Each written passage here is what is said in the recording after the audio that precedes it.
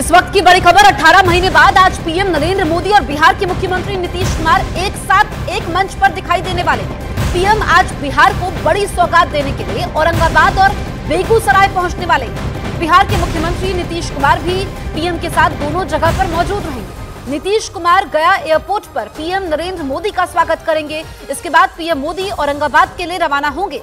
PM Modi आज बिहार में 34,800 करोड़ की योजनाओं का लोकार्पण और शिलान्यास करेंगे।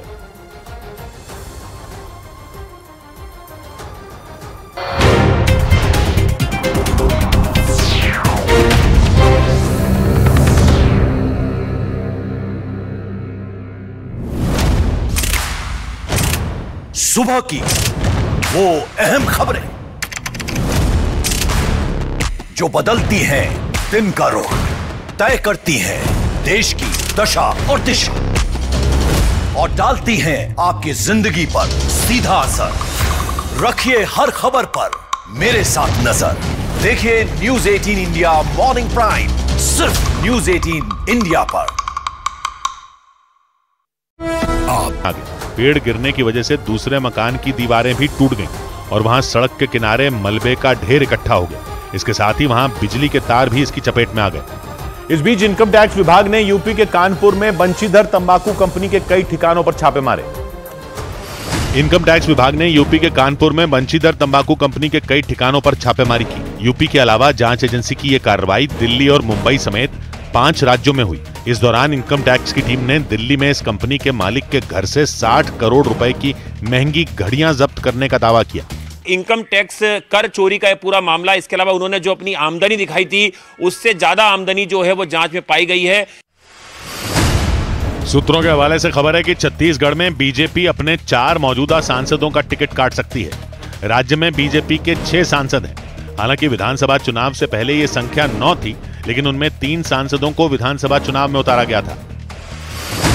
दिल्ली वक्फ बोर्ड से जुड़े मनी लॉन्ड्रिंग मामले में दिल्ली की राउज एवेन्यू कोर्ट ने आम आदमी पार्टी के विधायक अमानतुल्लाह खान को अग्रिम जमानत देने से इनकार कर दिया। ईडी ने उनके खिलाफ केस दर्ज किया था, जिसके बाद अपनी गिरफ्तारी की आशंका को देखते हुए अमानतुल्लाह खान ने कोर्ट में अर्जी दी थी। इधर संदेशखाली के मुद्दे पर बीजेपी ने दिल्ली में जोरदार प्रदर्शन किया। नारेबाजी कर रहे कार्यकर्ताओं ने आरोप लगाया कि ममता बनर्जी की सरकार ने महिलाओं का शोषण करने वाले शाहजहां शेख को बचाने का काम किया। और इसी के बाद बीजेपी ने देश के अलग अलग शहरों में ममता बनर्जी के खिलाफ मोर्चा खोल दिया। दिल्ली के चाणक्यपुरी इलाके में सैकड़ों बीजेपी कार्यकर्ताओं ने एक साथ धावा बोल दिया। इस दौरान जब उनका सामना पुलिस से हुआ तो वहां बवाल मच गया। पुलिस ने बैरिकेडिंग करके उन्हें रोकना चाहा, लेकिन बीजेपी कार्यकर्ताओं ने लोहे के उन बैरिकेड पर चढ़कर नारेबाजी शुरू कर दी। बीजेपी ने ममता बनर्जी पर यह आरोप लगाया कि सब जानते हुए भी उन्होंने संदेशखाली में महिलाओं के शोषण की शिकायतों पर कोई एक्शन नहीं लिया। बीजेपी जो है वो प्रदर्शन कर रही है और साफ तौर पर ममता बनर्जी के इस्तीफे की मांग कर रही है। इस विरोध मार्च की अगुवाई बीजेपी की महिला कार्यकर्ताओं ने की, क्योंकि शाहजहां शेख पर आदिवासी समुदाय की महिलाओं के शोषण के आरोप लगे। हालांकि 55 दिनों से गायब शाहजहां शेख को एक दिन पहले ही पुलिस ने गिरफ्तार कर लिया, लेकिन उनकी गिरफ्तारी 5 फरवरी को ईडी की एक टीम पर हुए हमले के मामले में हुई। बीजेपी का आरोप है कि महिलाओं के शोषण के मुद्दे पर ममता बनर्जी की सरकार ने अब तक कोई एक्शन नहीं लिया।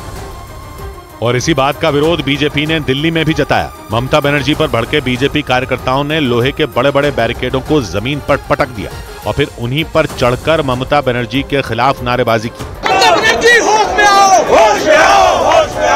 बीजेपी के नेता अनिर्बान गांगुली ने इस मामले में ममता बनर्जी पर शाहजहां शेख को बचाने की कोशिश करने का आरोप लगा दिया। जहां पना शाहजहां शेख भाईजान तिहाड़ में लेकर उनको न ले जाए, इसलिए बंगाल पुलिस ने उसको अरेस्ट किया।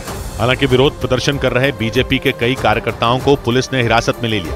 जो लोग बैरिकेडिंग लांघकर दूसरी तरफ तक पहुंचे, उन सभी को पुलिस ने एक बस में बैठा दिया। लेकिन हिरासत में लिए जाने के बावजूद उनका जोश कम नहीं हुआ और वो लगातार नारे लगाते रहे। उधर संदेशखाली का मुद्दा प्रधानमंत्री नरेंद्र मोदी ने भी बंगाल की रैली में उठाया।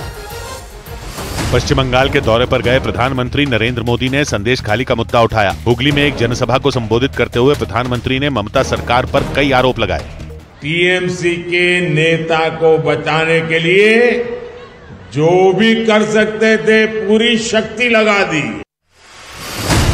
पश्चिम बंगाल दौरे पर गए प्रधानमंत्री नरेंद्र मोदी ने कोलकाता के राजभवन में मुख्यमंत्री ममता बनर्जी से मुलाकात की। इससे पहले उन्होंने वहां के राज्यपाल सीवी आनंद बोस से भी मुलाकात की। चंडीगढ़ पुलिस ने गैंगस्टर लॉरेंस बिश्नोई और गोल्डी बराड़ की खास मानी जाने वाली लेडी डॉन माया और उसके 2 साथियों को गिरफ्तार करने का दावा किया। पुलिस के मुताबिक माया पिछले कई दिनों से गैंगस्टर रोहित गुदारा के संपर्क में थी। उधर केरल के तिरुवनंतपुरम में कांग्रेस के छात्र संगठन केएसयू यानी केरला स्टूडेंट्स यूनियन ने लेफ्ट के छात्र संगठन एसएफआई यानी स्टूडेंट्स फेडरेशन ऑफ इंडिया के नेताओं की गिरफ्तारी की मांग पर जमकर हंगामा किया। 18 फरवरी को Kerala veterinary and animal sciences university में पढ़ने वाले एक छात्र ने खुदकुशी कर ली थी। केएसयू ने एसएफआई के नेताओं पर उस छात्र की पीट कर हत्या करने का आरोप लगाया। उन्हीं की गिरफ्तारी की मांग करते हुए केएसयू के कार्यकर्ताओं ने सरकार के खिलाफ मोर्चा खोल दिया। लेकिन बवाल तब हो गया जब प्रदर्शन कर रहे लोगों को तितर-बितर करने के लिए पुलिस ने उन पर वाटर कैनन का इस्तेमाल शुरू कर दिया। वहां से जो तस्वीरें सामने आई उनमें कांग्रेस के छात्र संगठन के प्रदर्शनकारी सड़क पर लगे बैरिकेड के सामने हंगामा करते नजर आए। तभी पुलिस ने उन पर पानी की बौछार शुरू कर दी। वाटर कैनन का इस्तेमाल शुरू होते ही प्रदर्शन कर रहे लोगों में भगदड़ मच गई। कई लोग तो वहां से हट गए, लेकिन कुछ लोग पानी की तेज धार के आगे खड़े हो गए। हालांकि बाद में पुलिस ने वाटर कैनन का इस्तेमाल बंद कर दिया। इसके बाद प्रदर्शन कर रहे लोग वहां फिर से एकजुट हो गए और नारेबाजी करते हुए पुलिस बैरिकेड को जोर जोर से हिलाते दिखे। इसीलिए उन्हें रोकने के लिए पुलिस ने एक बार फिर पानी की बौछार शुरू कर दी।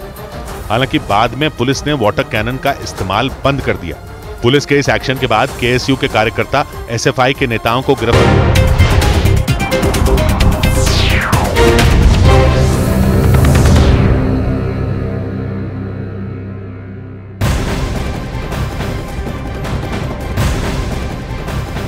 इस वक्त की बड़ी खबर पश्चिम बंगाल से। पीएम नरेंद्र मोदी के पश्चिम बंगाल दौरे का आज दूसरा दिन है। पीएम नरेंद्र मोदी आज नादिया के कृष्णानगर में जनसभा को संबोधित करेंगे। पश्चिम बंगाल की अपनी यात्रा के दूसरे दिन पीएम नरेंद्र मोदी कई परियोजनाओं का उद्घाटन करेंगे। पीएम नादिया के कृष्णानगर में दामोदर घाटी निगम की रघुनाथपुर बिजली परियोजना के दूसरे चरण की आधारशिला रखेंगे। इस परियोजना पर 11,336 करोड़ रुपए की लागत आएगी।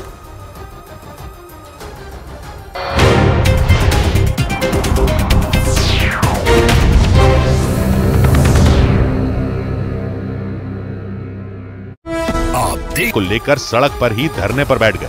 हालांकि इस मामले में पुलिस ने 9 लोगों को गिरफ्तार किया और उनमें 2 एसएफआई के नेता बताए गए। उत्तर प्रदेश के अमरोहा में लगे पोस्टरों की वजह से वहां के सांसद दानिश अली एक बार फिर चर्चा में आ गए, क्योंकि अमरोहा में दानिश अली के लापता होने के पोस्टर लग गए और इन पोस्टरों में दानिश अली की तस्वीर के नीचे लिखा गया कि ढूंढकर लाने वाले को इनाम मिलेगा। दानिश अली की तस्वीर